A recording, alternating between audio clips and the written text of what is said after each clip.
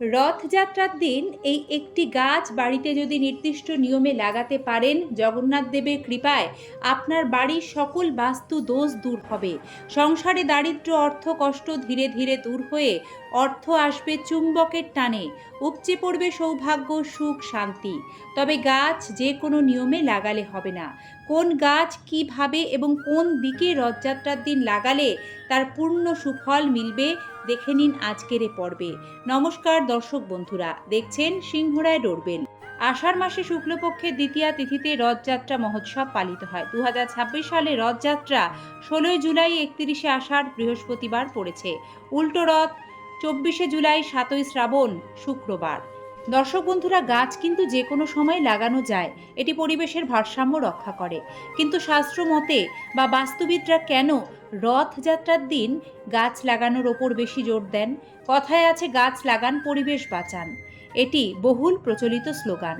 জলবায়ু পরিবর্তন সহ নানা কারণে বিপর্যস্ত পরিবেশকে রক্ষায় বৃক্ষরোপণের গুরুত্ব ও কথা প্রাজ্ঞ ব্যক্তিরা বলে আসছেন। বৃক্ষরোপণ সারা বছর করা গেলেও চারা রোপণ করার উৎকৃষ্ট সময় ধরা হয় বর্ষাকালকে।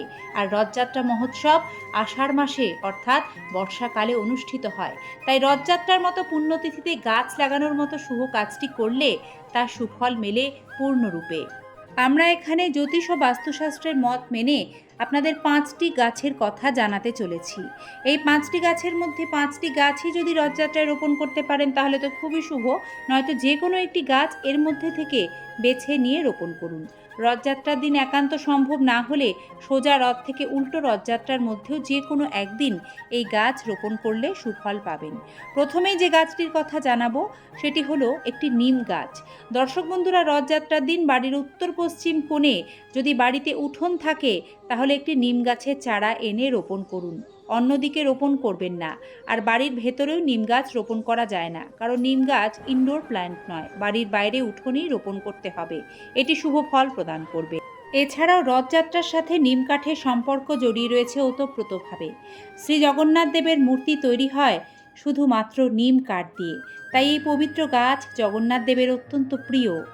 দ্বিতীয়, রথযাত্রায় বাড়িতে কলা গাছ লাগানো খুব ভালো। অত্যন্ত পবিত্র এই গাছ বাড়ির বাস্তু দোষ দূর করতে সবচেয়ে সেরা ও সুফল প্রদান করে। বাড়ির উত্তর পূর্ব কোণে রথযাত্রায় রোপণ করুন একটি কলা গাছ। বছরভর এই সুফল লাভ করবেন।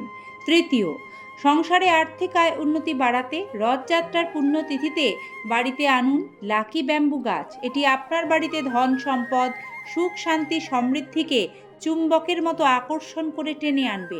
সব রকমের বাস্তু দোষ, আর্থিক জটিলতা দূর করে সংসারে আর্থিক আয় উন্নতি দিনে দিনে বাড়াতে নিশ্চিত রূপে সহায়তা করবে। চতুর্থ, রথযাত্রায় বাড়ির দক্ষিণ বা পশ্চিম কোণে রোপণ করুন নারকেল গাছ।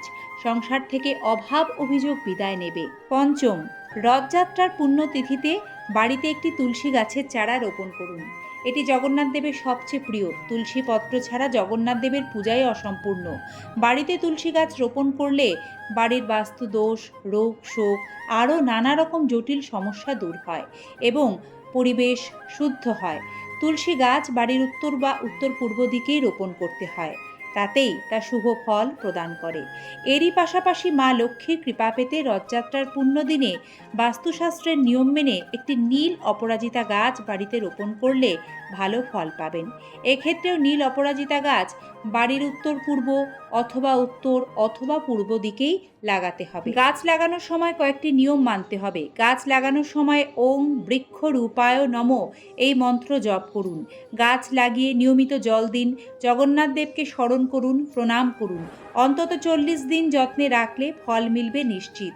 এমনটা যদি হয় এই 5টি গাছে প্রায় প্রত্যেকটি আপনার বাড়িতে ইতিমধ্যেই রয়েছে, তাহলে কোনো পুণ্য স্থানে এই গাছগুলি যে কোনো একটি আপনারা এই রথযাত্রায় গিয়ে রোপণ করে আসুন, তবে নিজে হাতে রোপণ করবেন।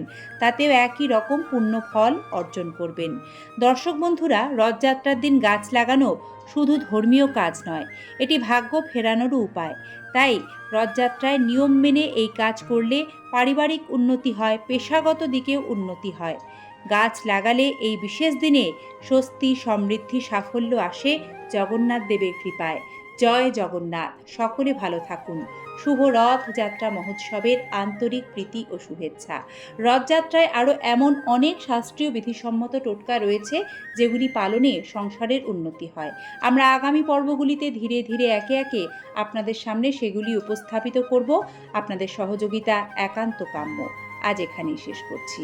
নমস্কার।